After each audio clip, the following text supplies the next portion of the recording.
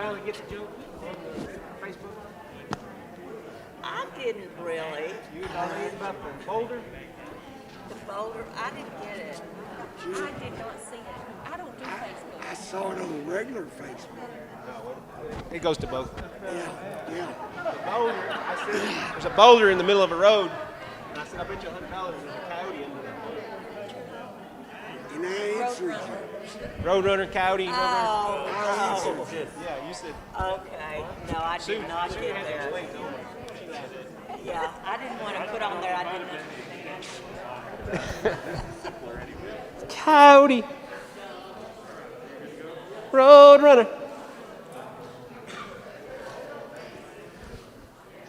Three, two, one. Merry New Year!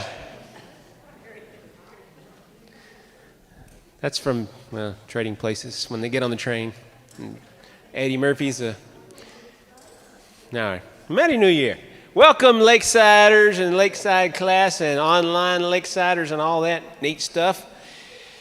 It's another beautiful Sunday here in Hideaway. Even though it's cloudy, gray, dank, chilly, wet, every day is a good day in Hideaway. That's right. Whoop, whoop. What'd he say?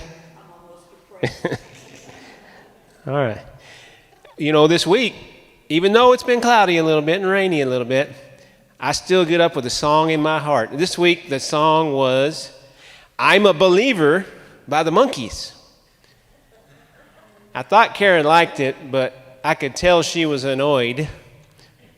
At first, I thought she was kidding, but then I saw her face. Now you're a believer. Now I'm a believer. Where is Karen? She's not in here. She didn't get that one anyway. She wouldn't have got it. Speaking of not getting jokes, Omer. Hey, Omer. Thank the Lord for Sue Adams, people. If you didn't get one of the jokes on Facebook or Lakeside Facebook page, she will explain it to you. This week it was the boulder on top of in the middle of the road in Colorado looking area. And I said, I bet you $100 there's a coyote under that boulder. That's right, Wile E. Coyote, Kathy said. So it was a Roadrunner coyote reference. So, you know, the boulder goes up and it comes down on him. Oh my gosh. Acme boulder.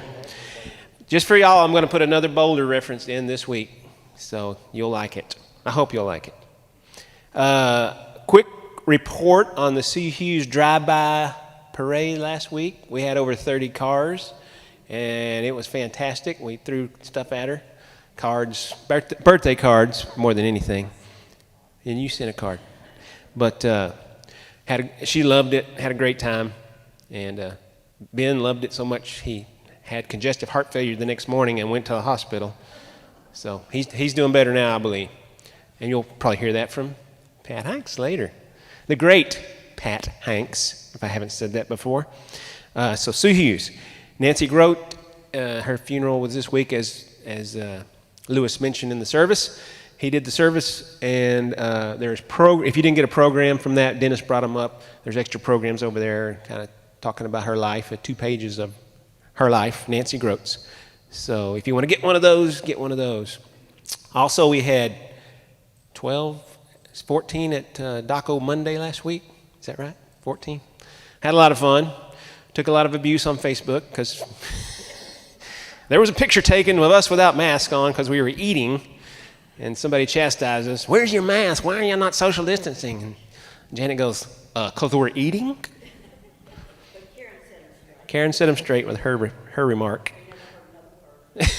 That's good. We have an announcement today about a combination fundraiser and witnessing opportunity. And that announcement is going to be made by Phyllis Fortenberry. Woohoo! Phyllis! Am I your model? Yes. Okay.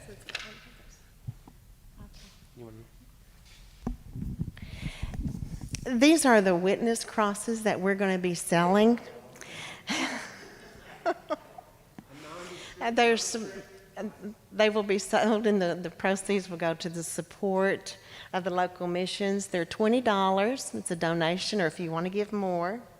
Basically, we're going to place them in our yards in March on the blank side, the white side, and then Easter morning, April the 4th, we will turn them around, and it says, "He is risen." This is a visual witness, and it's an easy way to share the cross. So think about those that you would like to see a cross in their yard, whether it's a family member or a neighbor or a friend. We have 40 to sell today, and those that have pre-ordered, you can get yours today, or we can deliver them to you. If you are not on the pre-order list but would like one, please purchase one. We will deliver, so if you know that you want to pre-order, go ahead and call Karen, or you can call Kay Simmons or Darlene Young or myself. Our pre-orders will go through February the 7th. So if you have pre-ordered, you know you will get one. Our numbers are limited, so we want to make sure that we have enough for everyone. So buy your crosses today. Thank you. Thank you, Miss Phyllis. She's awesome as usual. Yeah, and you get as many as you want. Somebody's already ordered 6, I believe. 8. Wow. So if you have hi, Betty. Hi. Welcome back. What are we going to do with the funds? It goes to Lakeside Local Missions.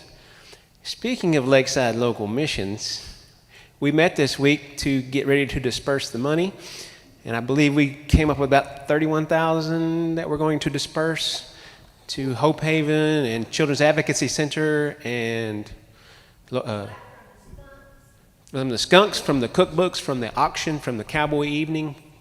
We added it all together and broke the record. Betty, we broke the record, $31,000.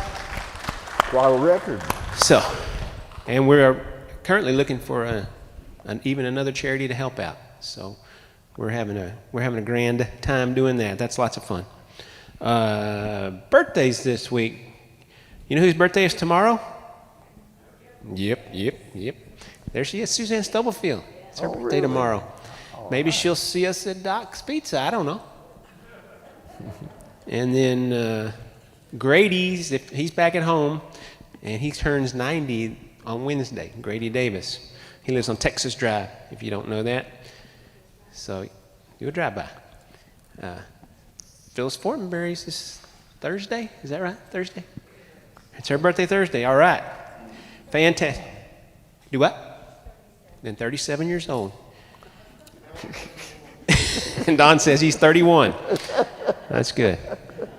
So, what else do we have? Rupert, any other announcements you know of, Rupert? No, that pretty well does it. Okay. Well, I got a quick question for you. What's the difference between ignorance and apathy? Don't know, don't care. Rupert? Don't know and don't care. Good morning, church family. How y'all doing today? First, I want to thank Alan Knox for standing in last week. He did an exceptional job looking back on it. And Janet and I, we were busy last week. We made a quick trip up to Pioneer Woman. Now, if you haven't been to the Pioneer Woman, you can come back with a whole bunch of stuff you already got. But, you know, they got all kinds of unique stuff. We bought a beautiful water, what is that, Janet? It's a teapot. Yeah, a kettle. Yeah, a beautiful kettle. And best I can tell is just something you set on the stove. You don't use it, you just leave it on the stove. So we got, it's a shiny thing.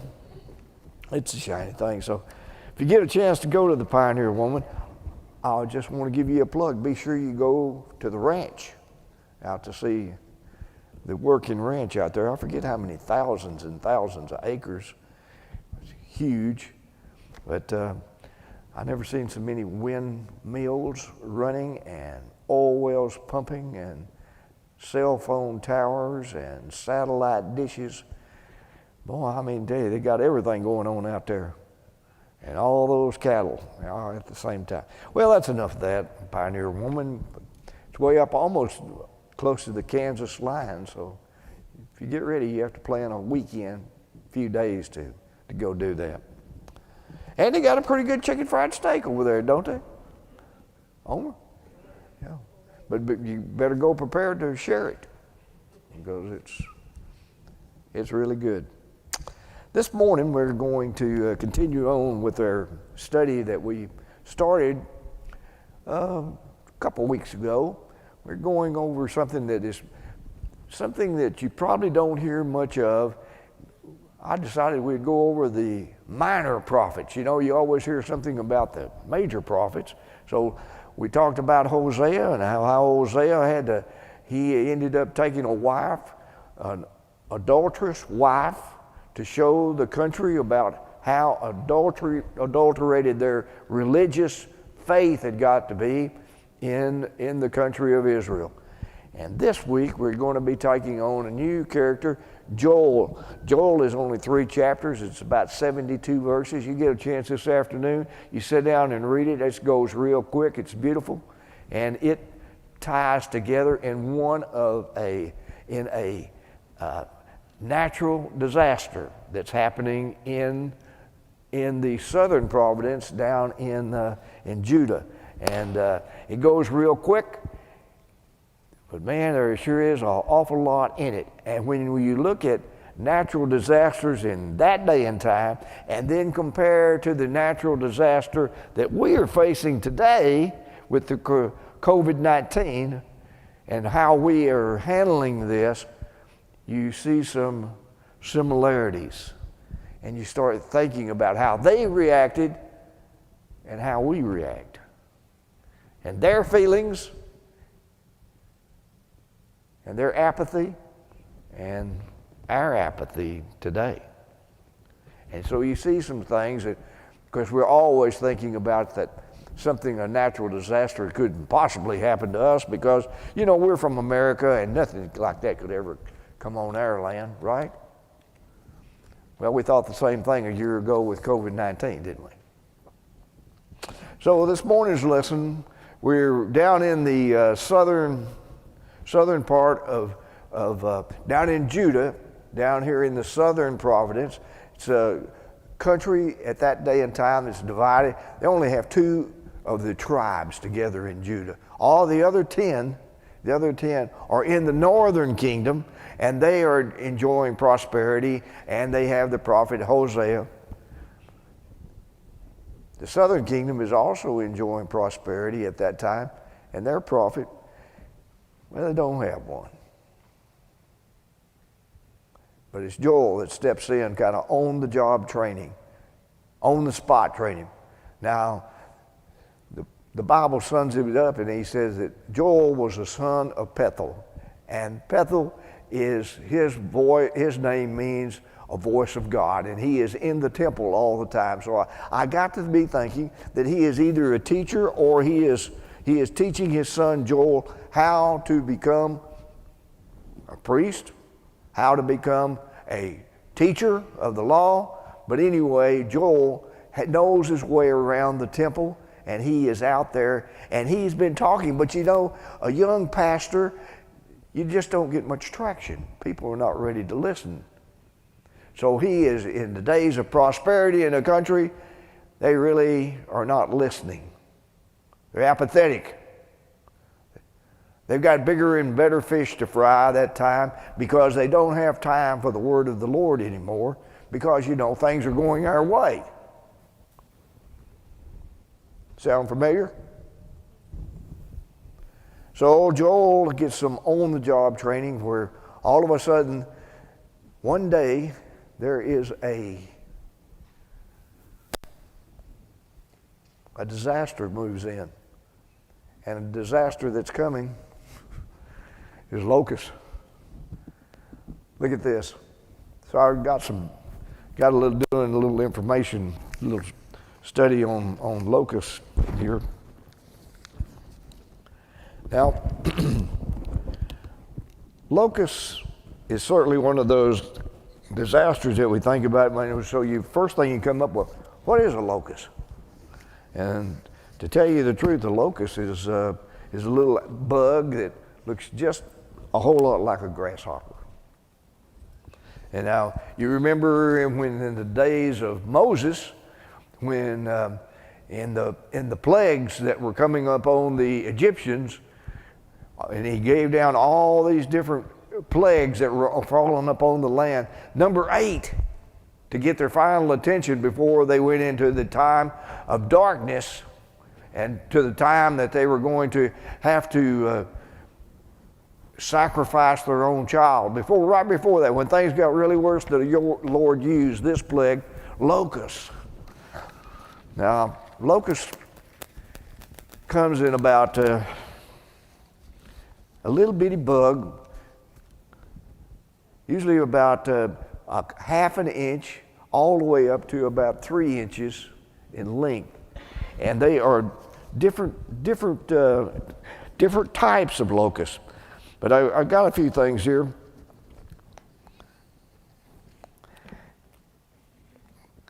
The ones that stay on the ground are the youngest. They're called the Larva Low Locust. And they creep along the ground. They can't fly. And they eat everything inside that's down on the ground. And then you have the nymph, which strips and cuts. They're bigger bugs. And they go in and they just cut all the foliage off the limbs. They get what they want and they leave their stubble behind. And then the adolescent locust, a bigger bug, comes and devours everything that was stripped. And then you have the adult locust that flies, and they attack the trees. So all of a sudden, on a clear day, disaster hit. Now, when you get a swarm of locusts, they can cover up to 400 miles. 400 miles of swarming locusts, and there's nothing that you can do to stop it.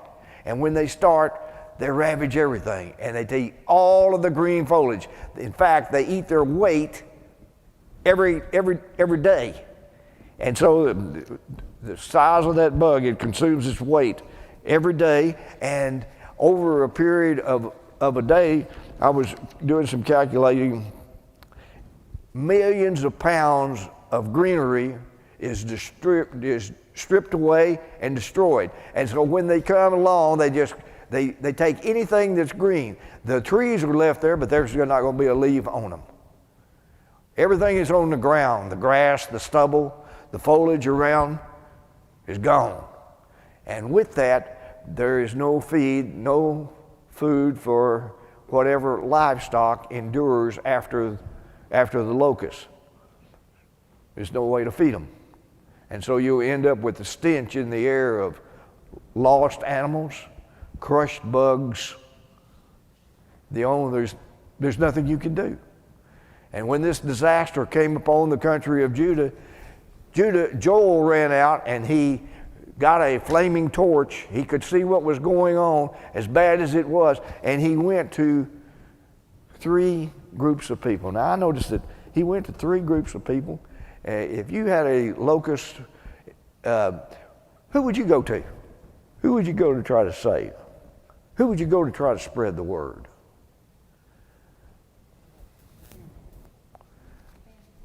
Family. He didn't go to his family. He left the temple area. He lit a torch so that he could get through the bugs, the flying swarm, and he went to the city elders who sat by the gate at the front of the city. And he said, in all of inhabitants on the land, has anything like this ever happened in your days that you've ever seen? And they said, nothing. We've never seen anything like this. He said, well, you follow me. You come on and you go to the temple. So they lit the torches, and those people went to the security of the temple area. Not perfect, but at least they had a place to go. Number 2, when he left there, He went right to the taverns. He went right to the taverns in town. And he said, "Wake up, you drunkards.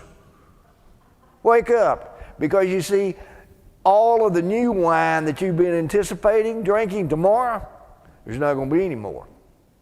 All the crops have been stripped. You get up from there. You that's sitting there with your cup of wine